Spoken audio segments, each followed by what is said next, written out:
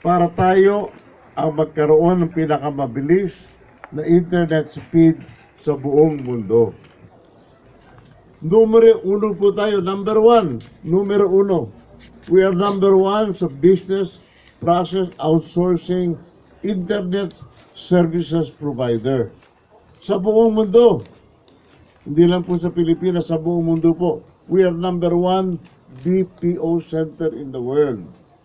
We have the most number of clients using the BPO of the Philippines. Pero mga kumpanyang dismayado sa bagal ng internet, at marami pong kumpanya yan, ay hindi po, ay iniilagan po tayo, at yung mga kumpanya yan ay sana po 45 billion ang nawawala sa ating kaban, na sana po hindi nawawala kaban ng yaman po dahil sa nag-aalisan sila. So despite the fact that we are losing 45 billion a year of business and revenues, we are still number one BPO center in the world. Despite the fact that we are among the slowest BPS speed in the world. Ito po yung napaka-importante sa atin.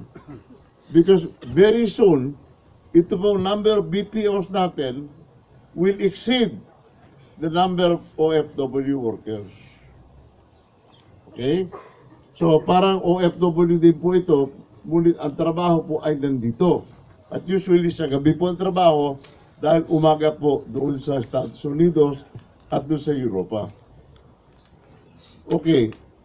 Ito po, bukod sa nasasayang nakitang ito, hindi na rin dapat masayang ang 1.3 billion employees na magiging karagdagan pa po sa BPO employees ngayon na nasa 1.04 billion lamang.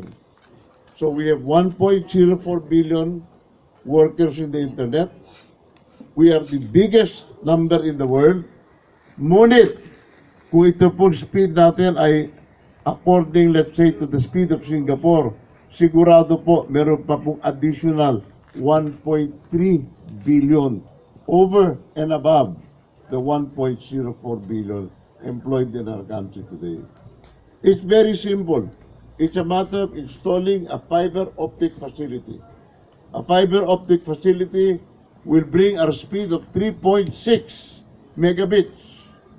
3.6 megabits per second ay pabibilisin po to 69.69 megabits, which is like Singapore and which is the fastest internet speed in the world belonging to Singapore.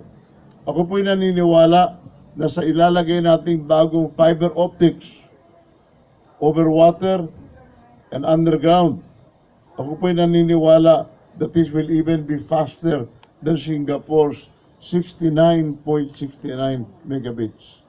Tingnan po ninyo, ulitin ko. From 3.6, aakyat po ng 69.69. From 3, aakyat po ng almost 70 megabits para papantayan po yung Singapore. Pero ako po yung naniniwala that because there have been electronic development going by leaps and bounds over the last 5 years, I believe that the fiber optic today will be faster than the fiber optic of Singapore that was installed several years ago. Ito po ay napaka-importante at isa pa po pet proposal natin ito. At pet proposal po na ating mga kasamahan doon sa Netizens Pilipinas, which is the only accredited party list to represent netizens in the coming election. So sana po pagdating ng panahon, makonsider din po ninyo itong netizens para magbigay lakas po sa isang napakalaking oportunidad na negosyo na captive business po natin ito, because we are the best in the world in this particular business despite the very slow speed that we have today. Okay? So yan po ang second subject matter.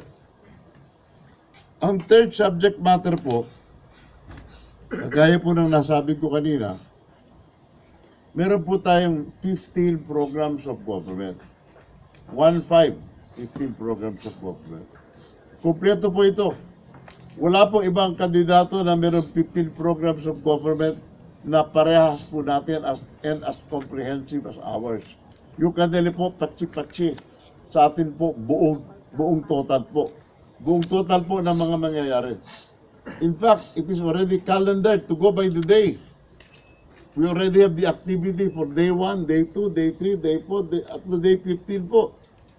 And every day it starts a new activity of 15 of the most urgent activities.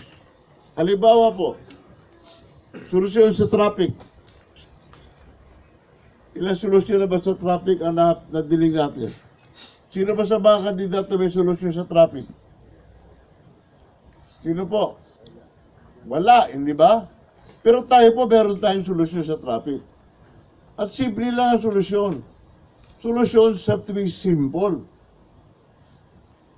They can be elaborate, yes, but they must be simple in principle so that they will work simply also.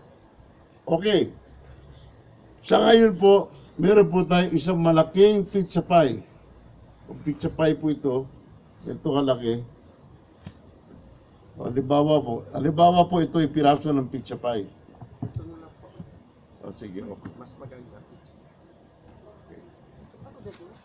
Meron po tayong pizza pie. Ang diameter po ng pizza pie is 24 inches across. Left to right, top to bottom, 24 inches. Ito po malaking 24-inch pizza pie ay pinipilit po natin pagkasyahin sa isang maliit na platito. Kaya po siya hindi magkasya, congested po siya. Kumbaga sa toilet po ay barado. Misyan anong flush ang gawin mo, 2 oras at kalahati, 3 oras pa rin bago magpalit yung tubig. Bago mawala yung dumi. Salamat po sa inyong platito. Thank you po. So, there is no two ways about it. Wala po talaga solution kung hindi either paliitin mo yung pizza o palakihin mo yung platito. Eh, hindi naman natin pwedeng paliitin yung pizza.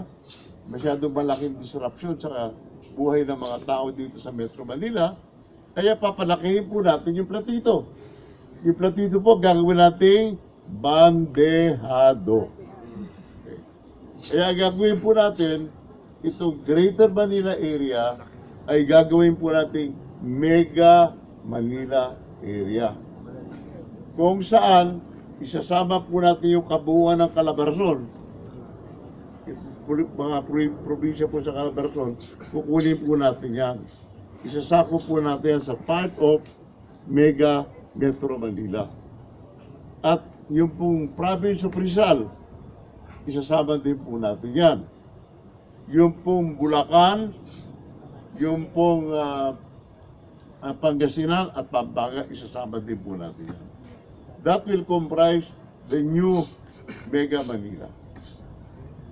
So, magkakasya po, di po ba? Yung isa 24-inch pizza, 24-inch ang diameter, ipapato mo, yung isang bandehado na 24 inches din. In fact, papato mo sa isang bandehado na 34 inches para medyo maluwag. Diyan po manggagaling ang mga subdivision.